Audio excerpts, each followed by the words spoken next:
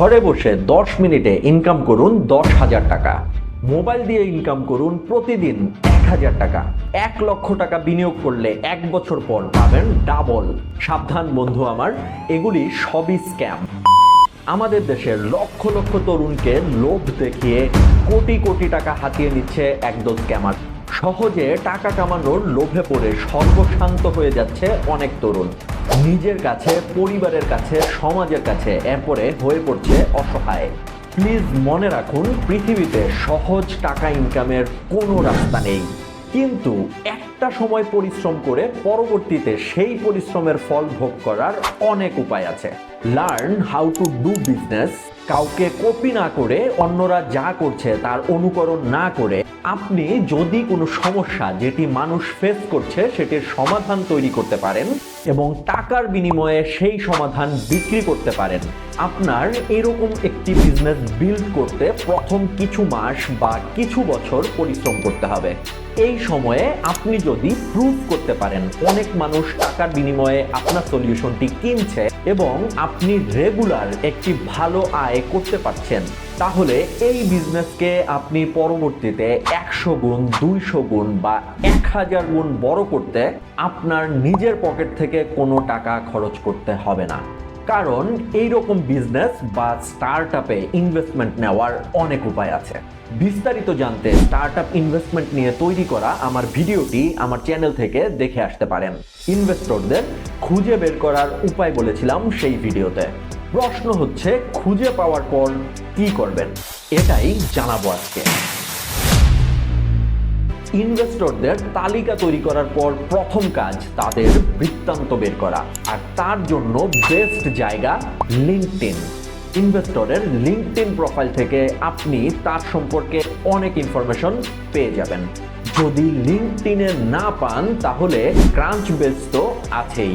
এরপর যদি দেশীয় ইনভেস্টর হয় তাহলে তার সাথে দেখা করার উপায় খুঁজতে হবে, আর বিদেশি ইনভেস্টর হলে তার কন্ট্যাক্ট ইনফো খুঁজে বের করতে হবে। তারপর কন্ট্যাক্ট করুন মেইলে বা তার প্রিফার্ড মাধ্যমে। তবে এই পর্যায়ে একটা রিকোয়েস্ট আপনাদের প্রতি, কখনোই রেডি না হয়ে ইনভেস্টরদেরকে রিচ আউট করবেন না। এতে আপনার এবং ইনভেস্টরের দুজনেরই সময় নষ্ট হবে এবং পরবর্তীতে অন্য কোনো ফাউন্ডার হয়তো সহজে এই ইনভেস্টরকে আর রিচ করতে পারবে না। রিচ করার পর আপনার প্রথম কাজ পিচ করা, অর্থাৎ ইনভেস্টরকে আপনার বিজনেস সম্পর্কে জানানো। পিচিং ইনভেস্টমেন্ট রেজিং এর একটি গুরুত্বপূর্ণ পার্ট। আপনার বিজনেস সম্পর্কে অল্প কথায় প্রিসাইজ ইনফরমেশন দিয়ে মনোযোগ আকর্ষণ করাই পিচিং এর মূল লক্ষ্য। এটাকে অনেকটা প্রেম নিবেদনের মতন বলা যায়। নিবেদন ভালো হলে প্রেমটা যেমন হয়, একইভাবে পিচিং ভালো হলে ইনভেস্টমেন্ট পাওয়ার সম্ভাবনা তৈরি হয়। আবার প্রেম নিবেদন ঠিকঠাক না হলে যেমন প্রেম হওয়ার চান্স কমে যায়, একই রকমভাবে পিচিং ঠিকমতো না করতে পারলে ইনভেস্টমেন্ট পাওয়ার চান্সও কমে যায়। পিচিং দুই ভাবে হতে পারে, কোনোরকম পিচ ডেক বা স্লাইড ছাড়া পিচিং এবং পিচ ডেক সহ পিচিং।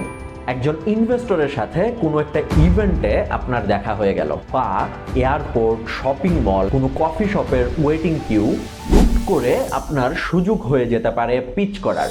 এসব ক্ষেত্রে 1-2 লাইনে এমন কিছু বলতে হবে যাতে করে একটা মিটিং এর জন্য ইনভাইটেশন পাওয়া যায়। এই ধরনের পিচকে বলা হয় এলিভেটর পিচ। একটা লিফট রাইডের মতোই এটা শর্ট হতে হয়, কিন্তু শর্ট ইয়েট ইফেক্টিভ। ইনভেস্টরের সাথে ফ্লার্ট করাও বলতে পারেন এটাকে।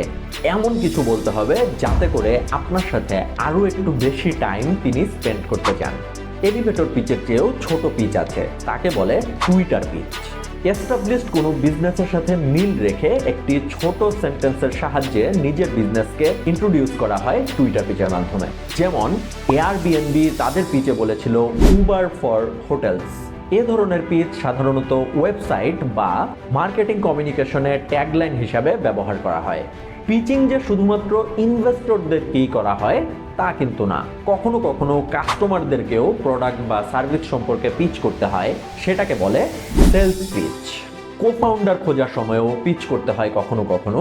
এছাড়া পিচ করতে হয় বিভিন্ন কম্পিটিশনেও। এলিভেটর পিচের ক্ষেত্রে কোনো ধরনের পিচ ডেক প্রয়োজন হয় না, কিন্তু বাকি সব জায়গায় আপনার কিন্তু একটি পিচ ডেক দরকার হতে পারে। ইনভেস্টরকে মেইলে রিচ আউট করার পর তিনি ফিরতি মেইলে আপনার পিচ ডেক দেখতে চাইতে পারেন। আর যদি সরাসরি মিটিংয়ের জন্য ইনভাইটেড হন, সেখানেও আপনাকে আপনার পিচ ডেক দেখাতে হবে।